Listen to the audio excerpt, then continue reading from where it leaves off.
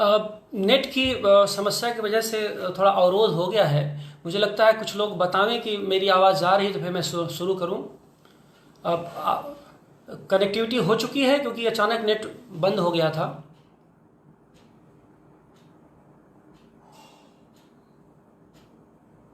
अब जो लोग आवाज़ मेरी सुन रहे हैं वो बतावें कि क्या मेरी आवाज़ जा रही है, क्योंकि नेट बंद हो गया था जिसकी वजह से अवरोध हुआ है। ये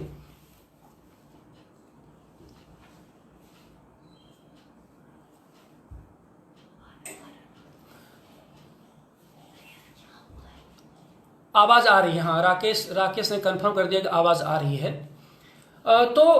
हम क्षीर सागर नीर नामक कविता संग्रह से कविता पाठ करने की प्रक्रिया में मैं ज्ञानेंद्रपति का जिक्र कर रहा था और बता रहा था कि ज्ञानपति अपने कविता भविता के माध्यम से किस तरह से अपने लिए परंपरा की खोज नहीं, परंपरा को अर्जित करते हुए सीधे निराला से सीखते हैं और मुक्तिबोध से प्रेरित होते हैं। तो ये जो बनारस का बनारसीपन है और जिसमें कि ज्ञानेंद्रपति एक महत्वपूर्ण उपस्थिति रहे हैं। उसके पहले बनारस पर त्रिलोचन ने, केदारनाथ सिंह ने कई अच्छी कविताएं लिखी हैं। तो मैं बनारस की उसी परंपरा में एक छोटा सा ही सही अगर कण भी अपने को बना पाया या उस प्रवाह का एक कण भी बन पाया तो अपने को निश्चित रूप से कृतार्थ समझूंगा और लगेगा कि मैंने जीवन में कुछ किया है। अब एक अजीब स्थिति है कि जिस समय हम लोग बातचीत कर रहे हैं वो एक तरह का भय और अनिश्चितताओं का दौर है, जिसमें कि कोई भी घर में कैद है और तमाम तरह के असुरक्षा बोध से हम सब ग्रसित हैं। ऐसे में जैसे कि कविता और साहित्य के साथ साथ समाज के सामने भी संकट तो है ही, और निश्चित रूप से कि हर व्यक्ति कहीं न कहीं हर किसी को संदेह के नज़रिए से देखने की कोशिश कर रहा है। कविता पाठ शुरू करने के पहले जैसे आपने देखा होगा कि हिंदी में इस समय परंपराओं की खोज की बड़ी विलक्षण जल्दबाजी दिखाई दे रही है, और इस विलक्षण जल्दबाजी की वजह ये लगती है कि कवि जब अपने समय और समाज से कट जाता है तो सीधे परंपरा की खोज में चला जाता है। परंपरा की खोज जबकि होती नहीं, उसे अर्जित करना पड़ता है। अभी सोशल मीडिया पर एक कविता कल से बहुत ट्रेंड कर रही है, वरिष्ठ कवि मदन कश्यप की लोमड़ी पुरुष। वो कविता पढ़ते समय मुझे बड़ी हंसी आती है और बहुत अच्छा लगता है, और अपने समकालीन सांस्कृतिक विवेक को जागृत करने की दिशा में वह कविता बहुत ही प्रेरक है। अजीब स्थिति है इस समय में, कोरोना के टाइम में, जिसे मैं कोरोजीवी कविता का दौर कहता हूँ, कि पता ही नहीं चलता कि पीड़क और कौन पीड़क है और कौन उत्पीड़क है। यानी पीड़क भी और उत्पीड़क भी कई बार एक ही व्यक्ति बनना चाहता है। यह खतरनाक संकेत है, और इस दृष्टि से मैं ये कहना चाहता हूँ कि संकट के इस दौर में जो लोग भी अपने समाज से, अपनी संस्कृति से सीधे मुठभेड़ कर रहे हैं, जो अतीतोन्मुखी न होकर के भविष्योन्मुखी हैं, उनका स्वागत है, उनका स्वागत किया जाना चाहिए। वो जैसा भी लिख रहे हैं वे वंदनीय हैं, अभिनंदनीय हैं, और उनके गुरु को बहुत ही महत्व के साथ, उनके भीतर की जो गुरु चेतना है, शब्द चेतना है, उसको बहुत महत्व के साथ उसको देखने की ज़रूरत है। अब मैं आगे ये बढ़ रहा हूँ, और आज गुरु पूर्णिमा है, तो सबसे पहले मैं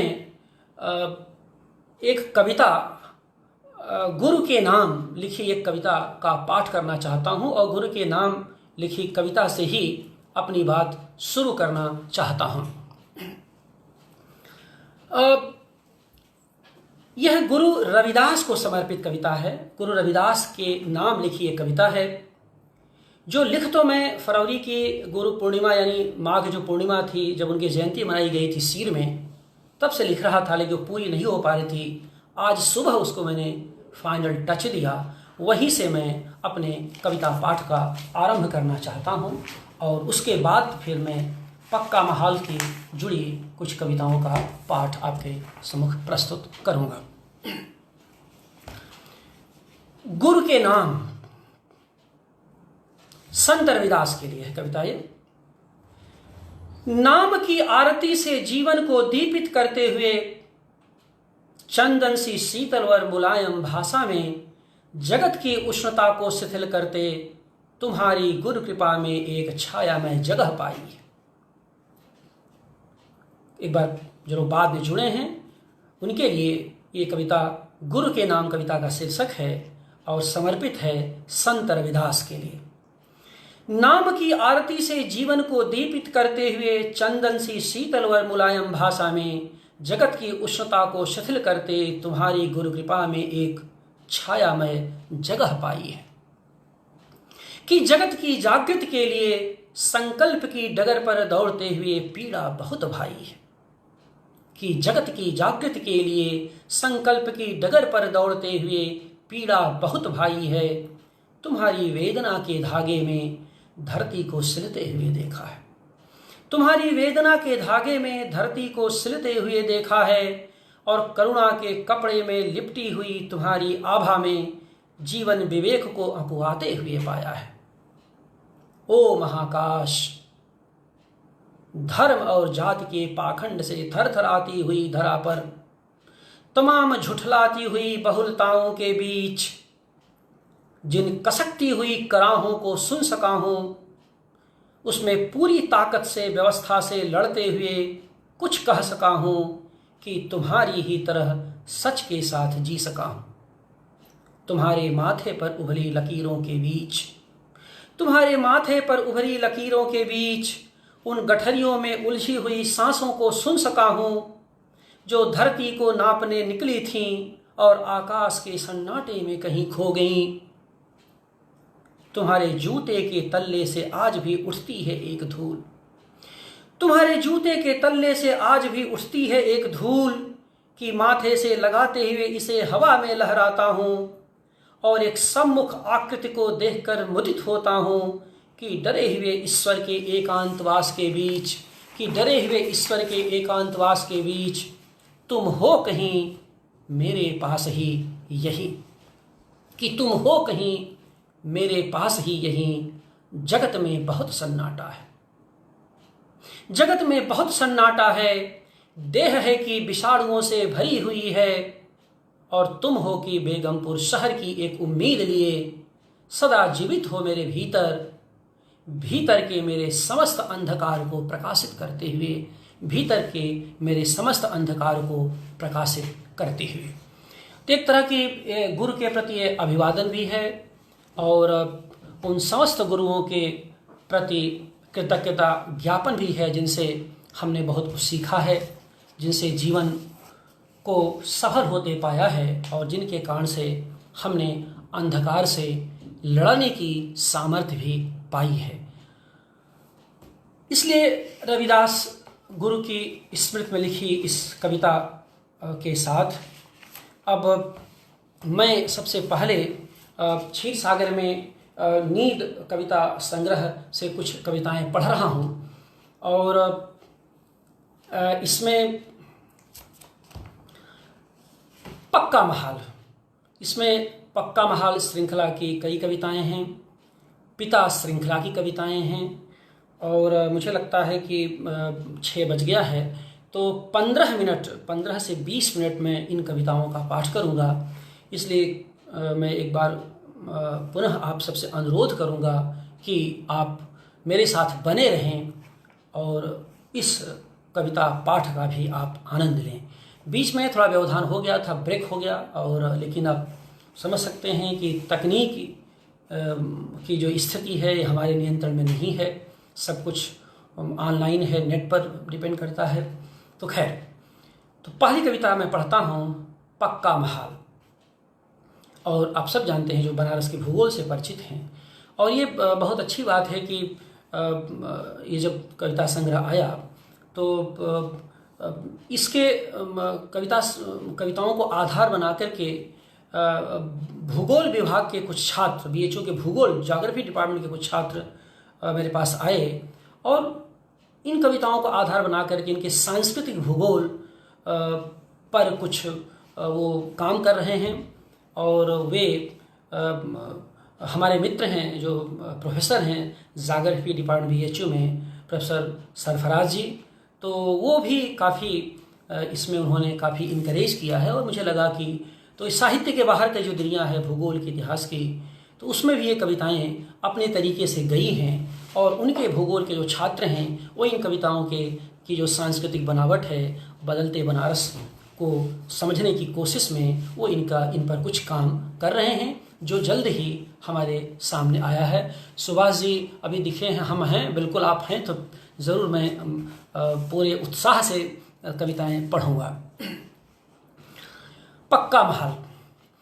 पक्का महल ढह रहा है, शिव हैं कि मुक्त हो रहे हैं काशी में।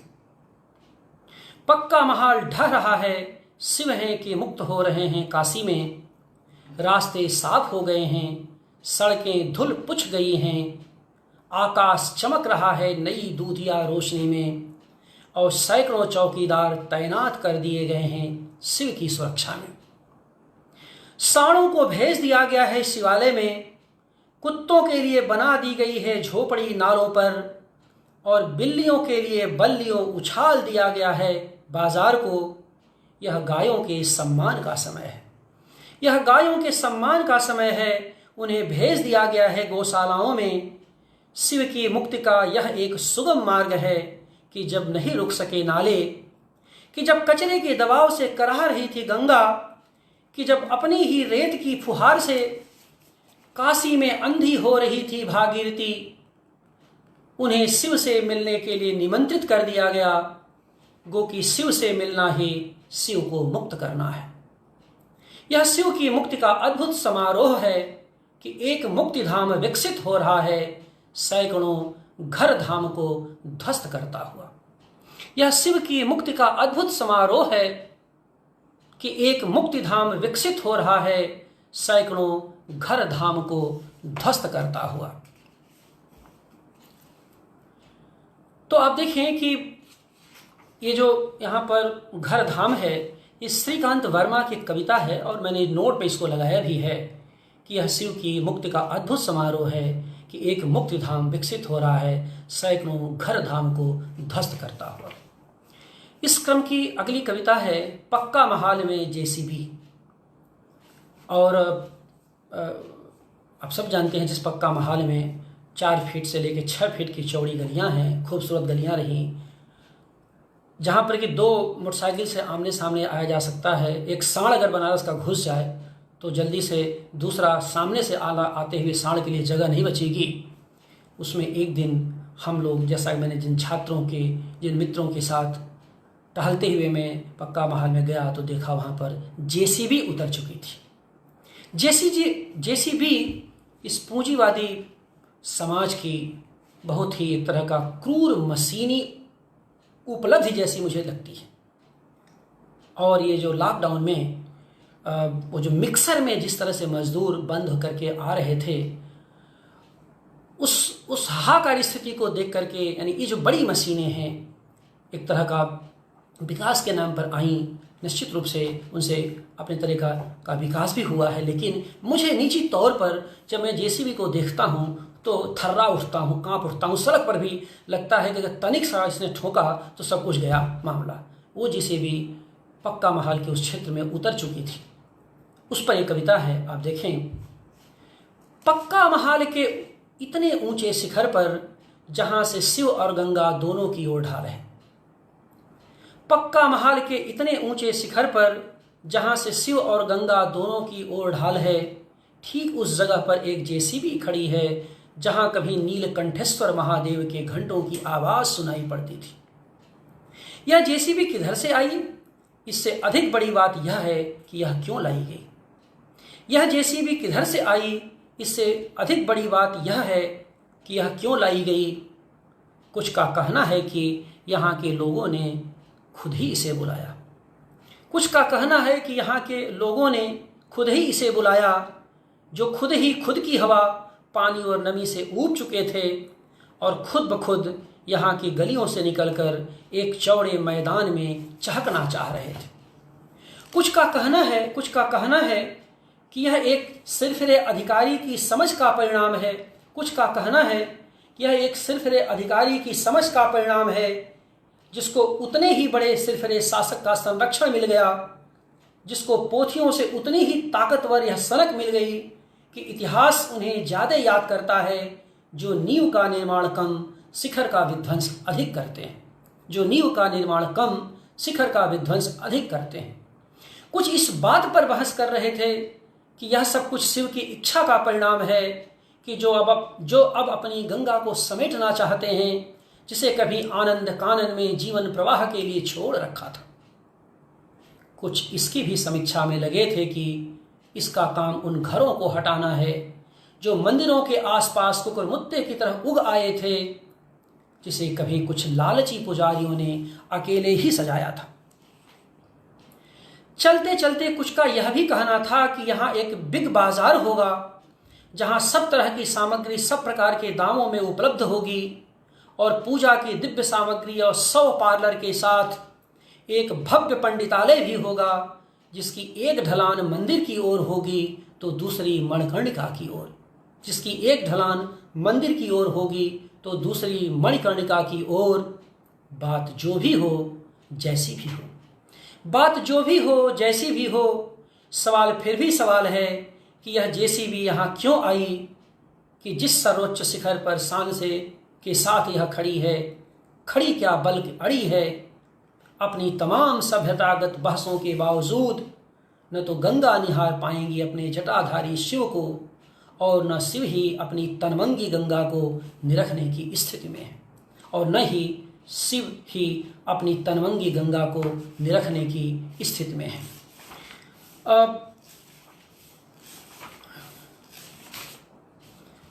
अगली कविता मैं इस सीरीज से पढ़ता हूँ।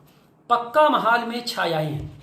जैसा कि मैंने कहा कि पक्का महल की इस यात्रा में मित्र थे, शिष्य थे, छात्र थे, साथ साथ कई बार परिवार के लोग भी थे, पत्नी थी, बेटी भी थी, बेटा भी था।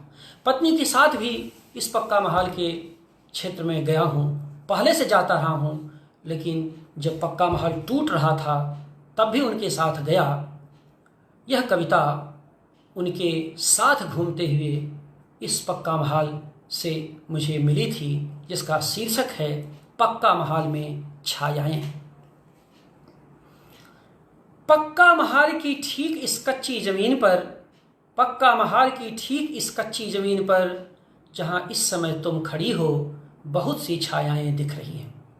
पक्का महल की ठीक इस कच्ची जमीन पर जहां इस समय तुम खड़ी हो, बहुत सी छायाएं दिख रही हैं। धूप तेज है, हवा धीमी और पेड़ स्तब्ध।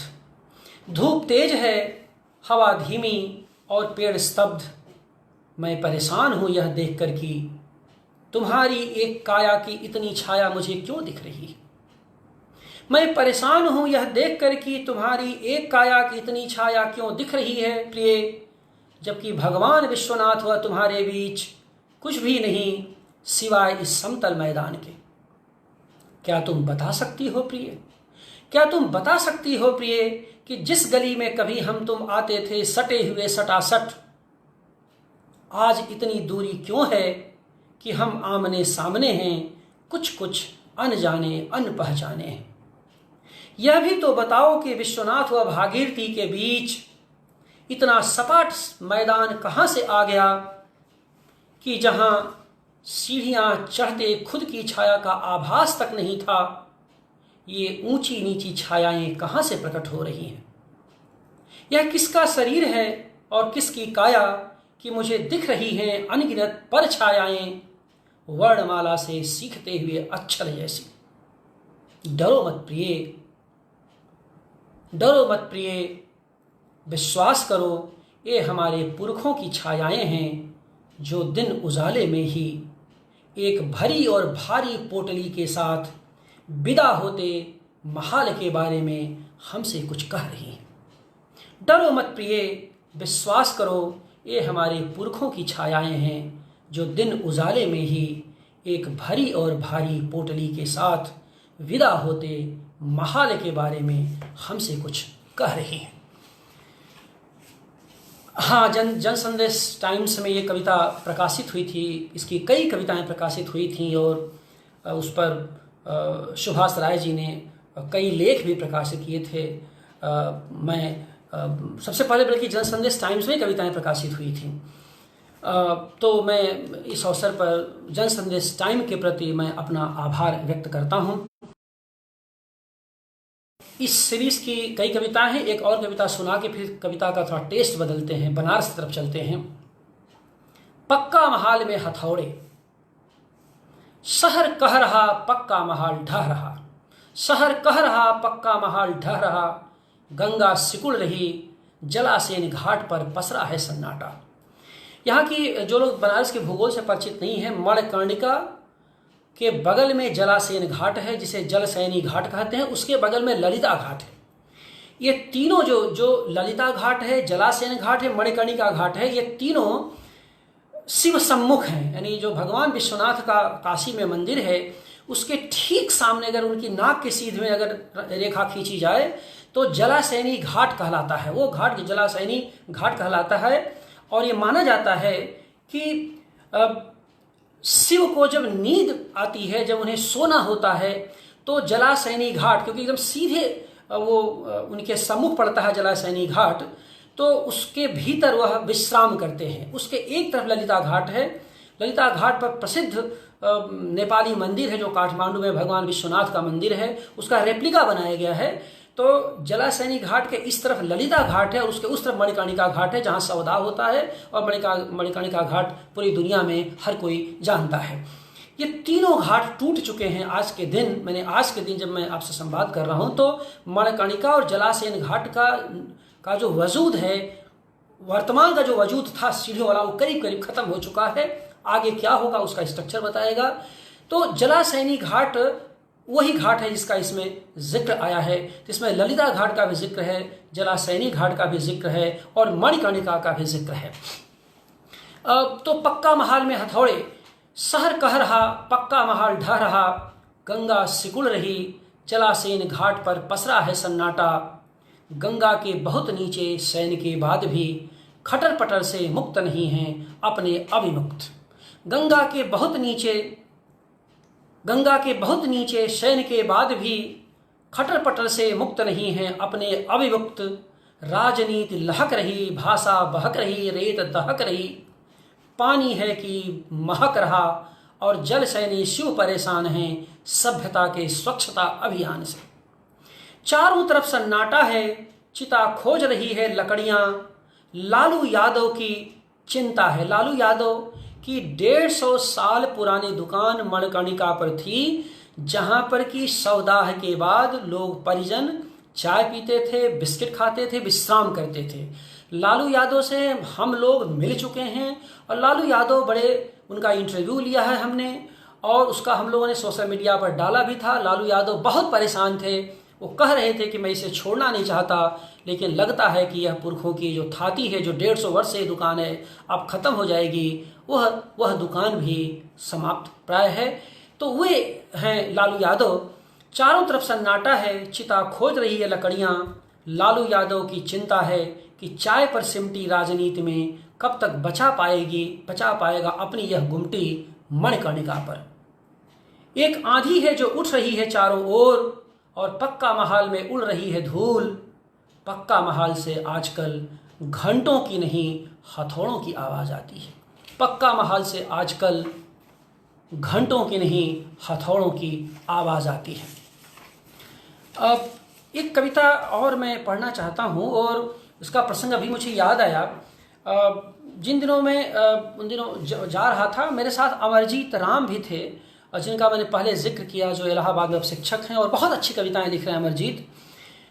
हम लोग साथी थे। तो इस जो मलबे के भीतर एक जयप्रकाश, दलित बस्ती, वो भी दलित हैं, जयप्रकाश।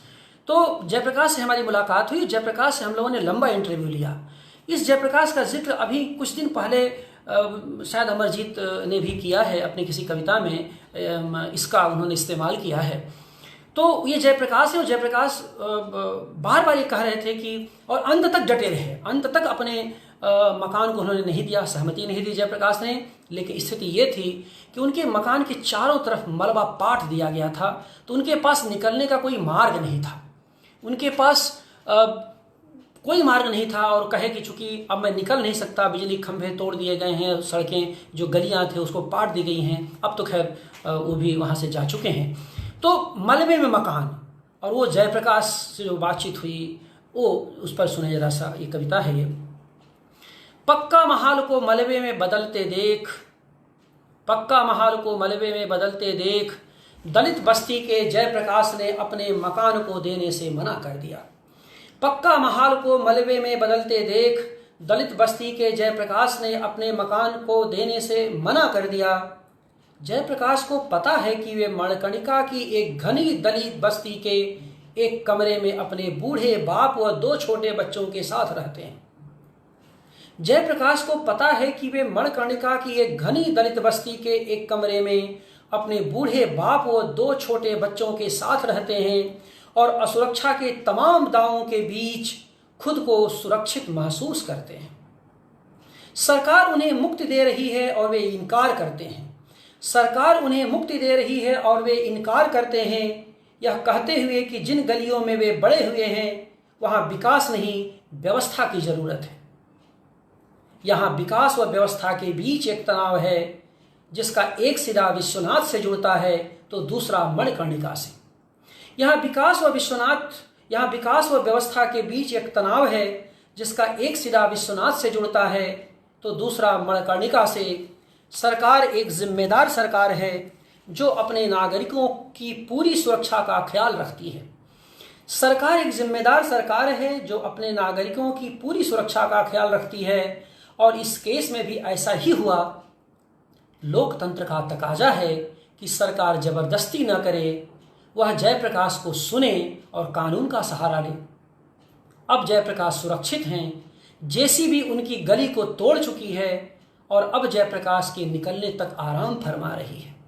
अब जयप्रकाश सुरक्षित हैं, जेसीबी उनकी गली को तोड़ चुकी है और अब जयप्रकाश के निकलने तक आराम फरमा रही है।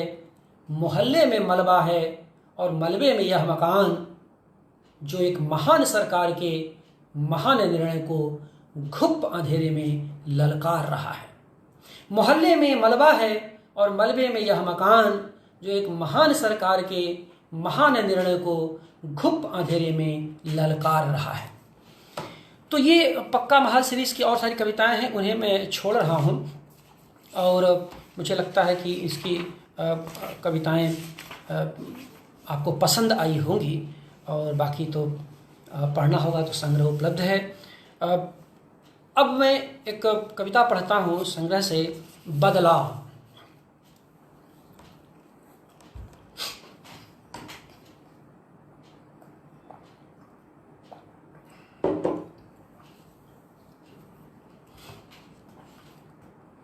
जो बदलाव शीर्षक, कविता का शीर्षक है, बस 5 मिनट और। जो शहर नहीं बदल पाए वो नाम बदल रहे हैं। जो शहर नहीं बदल पाए वो नाम बदल रहे हैं। जिनको कचरा साफ करना था वो कपड़ा बदल रहे हैं। जिन्हें गंगा को स्वच्छ करना था वे गौ की सुरक्षा पर जोर मार रहे हैं। अल्लाह के बंदे हैं जो ईश्वर के धंधे में लिप्त हैं। यादें जिनकी भोथरी हैं वे स्मृतियों को चमका रहे हैं। ऐसे में एक शहर कब तक बचा पाएगा अपना वजूद कि लोग चुप हैं और अपनी बारी का इंतज़ार कर रहे हैं, कि लोग चुप हैं और अपनी बारी का इंतज़ार कर रहे हैं।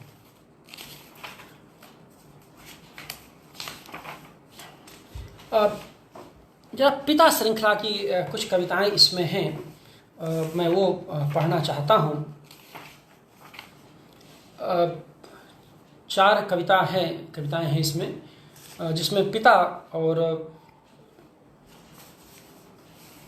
पिता की सेवा में, पिता के साथ बातचीत करते। अब पिता मेरे जीवित नहीं हैं, इस दुनिया में नहीं हैं, लेकिन उनके जो अनुभव थे उनके साथ रहते, उन अनुभवों को मैंने दर्ज किया है, वो भी इसी संग्रह में है।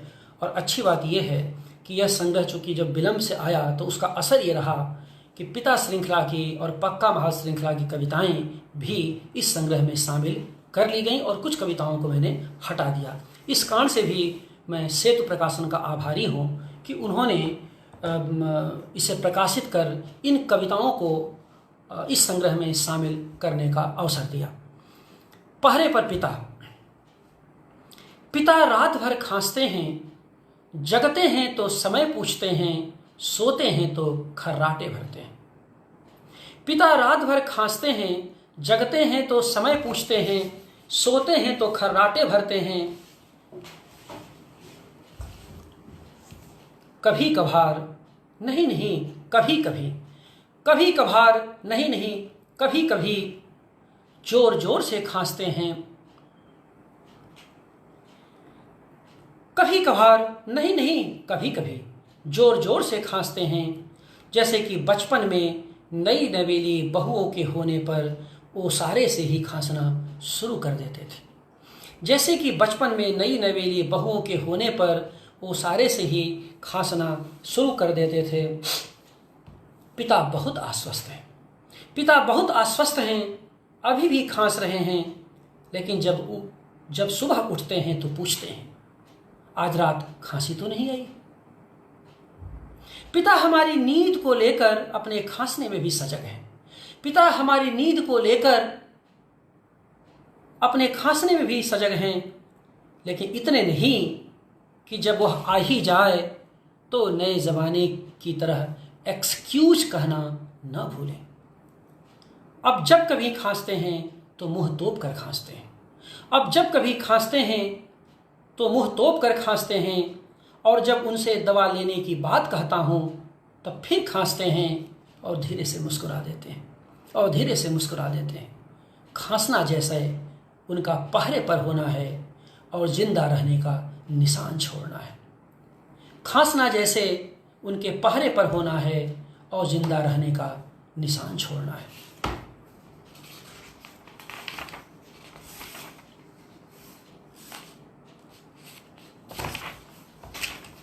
एक छोटी कविता इस श्रृंखला की है, पिता की रुलाई। आजकल पिता बात बात पर रोते हैं। आजकल पिता बात बात पर रोते हैं, रोना जैसे अपने होने को जीना है। आजकल पिता बात बात पर रोते हैं, रोना जैसे अपने होने को जीना है। कहीं कुछ याद आता है तो रोते हैं, कहीं कुछ भूल जाते हैं तो रोते हैं। कभी हंस हंस के रोते हैं, कभी रो रो के हंसते हैं। कभी हंस हंस के रोते हैं, कभी रो रो के हंसते हैं। जब वे रोते हैं तब अपने वर्तमान में होते हैं, जब हंसते हैं तब अतीत में। जब वे रोते हैं तब अपने वर्तमान में होते हैं, जब हंसते हैं तब अतीत में। अपने हंसने में जिंदगी का विस्थापन मापते हैं, अपने हंसने में जिंदगी का विस्थापन मापते हैं। हंसना जैसे बीते जीवन को फिर से देखना है। हंसना जैसे बीते जीवन को फिर से देखना है। तो ये कविताएं कुछ हो गई। हाँ, अब एक कविता में छोटी कविता है, द्वा सुपर्णा, जो संस्कृत के का बड़ा ही मशहूर श्लोक है। द्वा सुपर्णा शैला सखाया समानि वृक्षानि परिसत्स्व जाते उभय च अन्यो पिप्पलम स्वादयन्ति अनश्च अन्या अभिचाकसेति। मैंने एक पेड़ पर दो पक्षी हैं। ये एक तरह का जो दृश्य है, तो मैं उसको मैंने वो ये श्लोक है, ये असल में एक तरह से समझिए कि जीव और ब्रह्म के संबंधों पर लिखा गया है, लेकिन मैंने द्वा सुपर्णा को नए संदर्भों में समझने की कोशिश की है। और मेरी कविता के पहले इस शीर्षक से अज्ञे ने भी एक कविता लिखी है। आप चाहें, जो हमसे जुड़े हैं, जो हमारे श्रोता हैं, वो चाहें तो अज्ञे की उस द्वा सुपर्णा को भी देख सकते हैं और मेरी इस कविता को भी। वो इस नाते मैं इसका संकेत कर रहा हूँ कि दोनों के युग बोध में कैसे अंतर आता है जब अज्ञे इसको देख रहे हैं और 2018 में जब मैं इसको देख रहा था। एक पेड़ पर दो पक्षी हैं, उनके बीच खाने व देखने का रिश्ता है। एक पेड़ पर दो पक्षी हैं, उनके बीच खाने व देखने का रिश्ता है। एक खाता है और खाता चला जाता है, दूसरा देखता है और देखता ही चला जाता है। वृक्ष है कि न खाता है न देखता है, वृक्ष है कि न खाता है न देखता है, सिर्फ सूंघता है और घूरता चला जाता है। सूंघने व घूरने के बीच उसकी शाखाएं हैं, सूंघने व घूरने के बीच उसकी शाखाएं हैं, जो सदियों से फड़फड़ा रही हैं, जो सदियों से फड़फड़ा रही हैं। कुछ कविता मेरे ख्याल से, हाँ, इसी संग्रह में एक कविता है। हिंदी के बहुत ही आदरणीय और ख्यात कवि, जो हम लोग हम सभी के जो 80 के बाद जो पीढ़ी आई उसके अग्रज कवि रहे केदारनाथ सिंह। केदारनाथ सिंह जिनको मैं आज़ाद भारत में आंतरिक लय, शब्द की आंतरिक लय का एक ऐसा कवि मानता हूँ जिसकी परंपरा पहले थी और उसकी परंपरा आज तक प्रवहमान है। वे ऐसे कवि हमारे बीच रहे जो केवल वर्तमान का भाष्य नहीं करते थे, वो कविता में केवल नोट्स नहीं लेते थे, वह विसंगतियों असंगतियों केवल व्याख्या नहीं करते थे, वह भारतीय संस्कृति और परंपरा के बहुत भीतर से बोलते थे।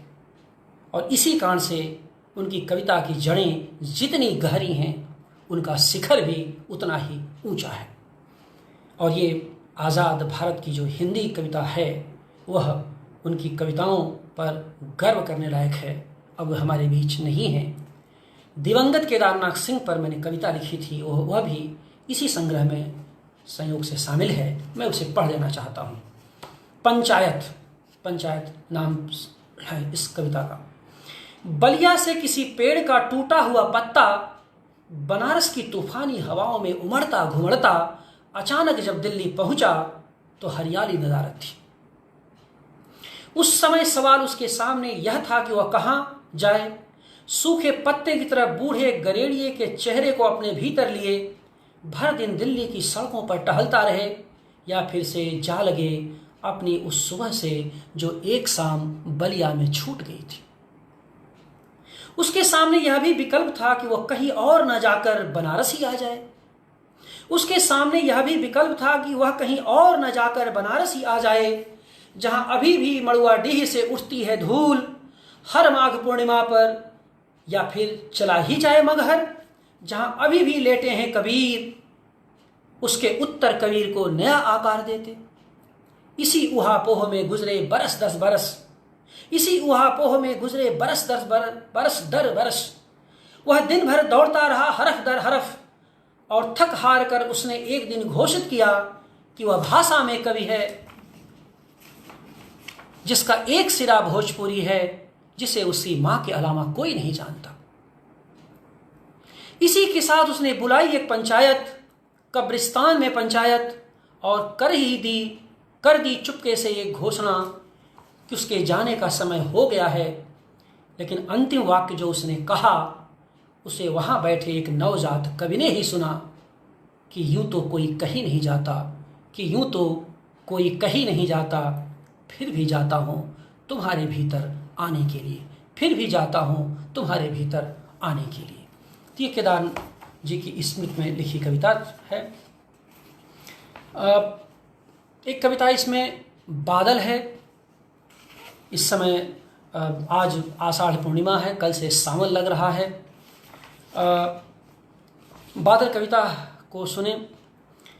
काले काले बादल आए भीतर मेरे उजले छाए, काले काले बादल आए भीतर मेरे उजले छाए, धरती पर हरियाली छाई दाने बिन सब रोए भाई, दिन दिन लगे आस का मेला फंसे सांस जो योग अकेला, बात बात पर मौसम बदले बिना बात के जीव तन फिसले, अब तो मुक्त करो ए भाई, अब तो मुक्त करो ए भाई, बचुआ दुर्गति सही न जाई, बरसों बादल जब तुम आए देखो जग पर कैसे छाए, काले काले बादल आए मेरे भीतर काले छाए, काले काले बादल आए मेरे भीतर काले छाए।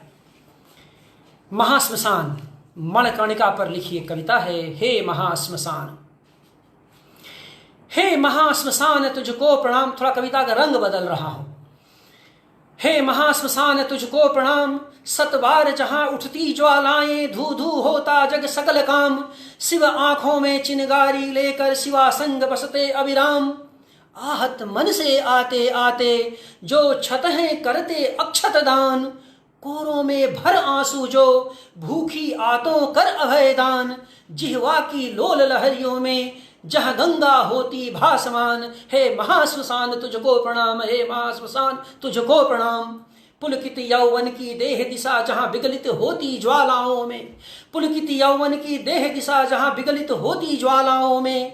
पानी से फिरती देह जहाँ यौवन भरती अंगारों में। भीगी पलकों को साथ लिए जहाँ भीगे तन जीवन मिलता। जहाँ अंतिम होकर अंत नहीं, उठती जलती ज्वालाओं का दीपक जलता। उस एक अनेक के बंधन में जहाँ स्वर्ग पधारे धराधाम। हे महाश्मशान तुझको प्रणाम, हे महाश्मशान तुझको प्रणाम। तुम मूर्तिमान नवयुग विहान, हे महाश्मशान हे समाधान। तुम जाति बहिष्कृत आँखिन के गौरव रक्षक समकराधान। तुझको प्रणाम, हे महाश्मशान तुझको प्रणाम, हे महाश्मशान तुझको प्रणाम। इससे कविता का थोड़ा सा रंग बदला है बस। और बस 1-2 कविता और इसमें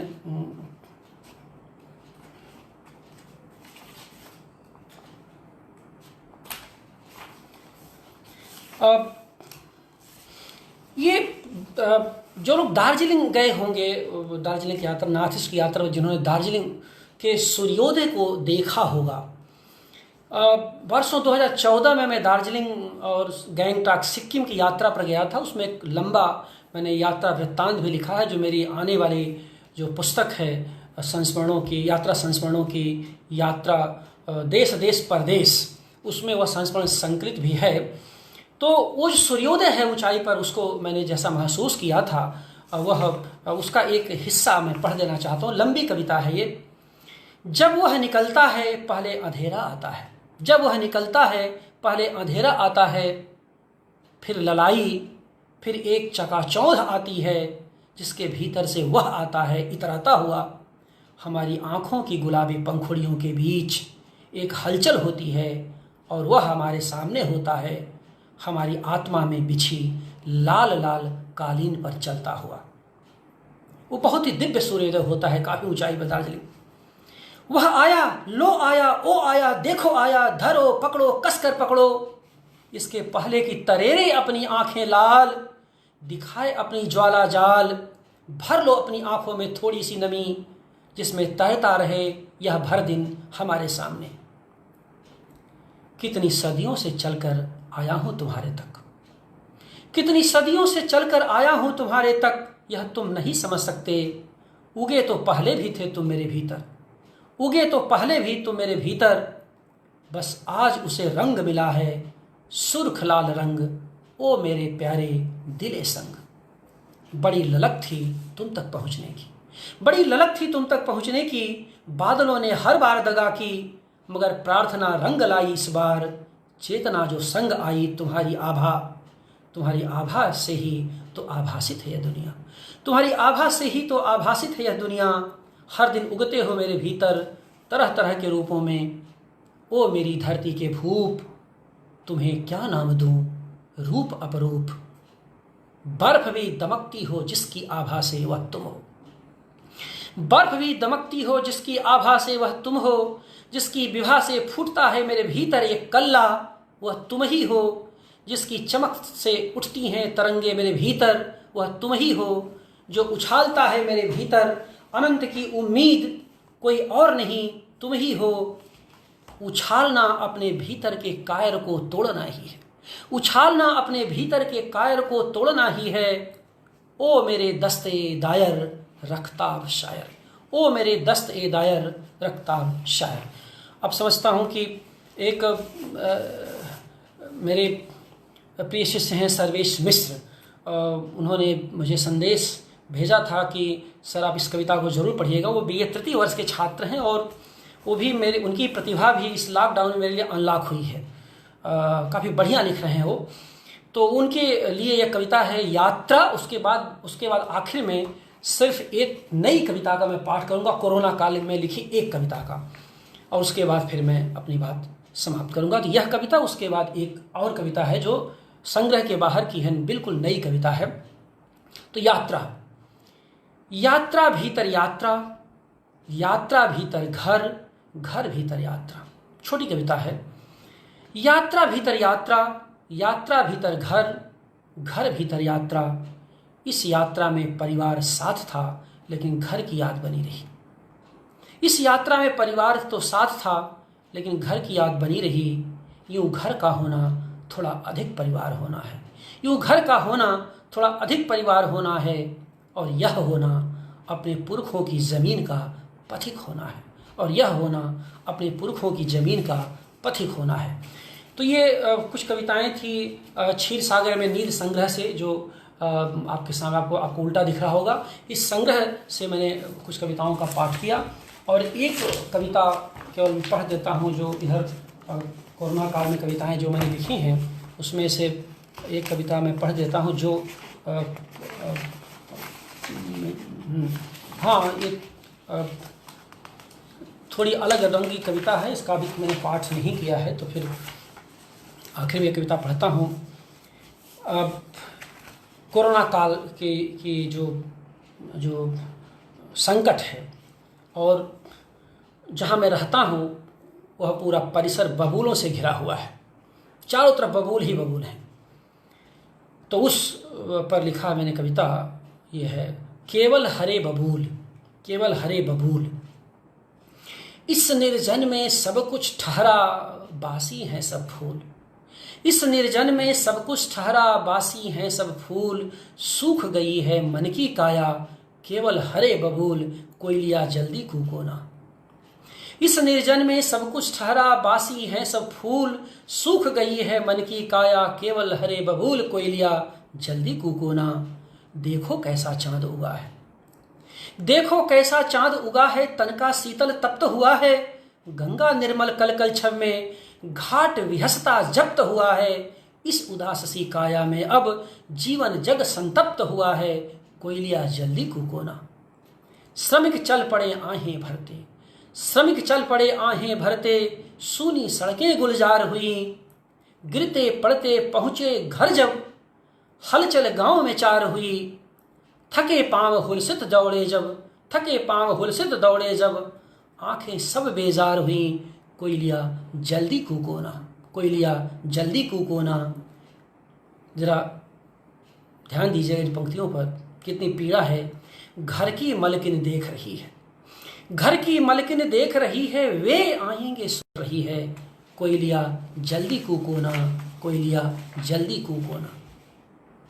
गौरैया भी जगी हुई है, गौरैया भी जगी हुई है। तिनका तिनका बीन रही है, सृजन राग से इस दुनिया में जाग भाग को साध रही है।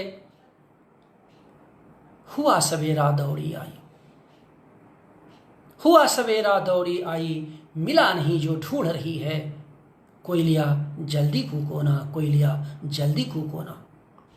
उठी लहर आया एक झोंका, उठी लहर आया एक झोंका। जहर हवाले कहर रही है, नहीं चहकते कुत्ते बिल्ली। जन गायब क्यों पूछ रही है, कोई लिया जल्दी कूकोना, कोई लिया जल्दी कूकोना।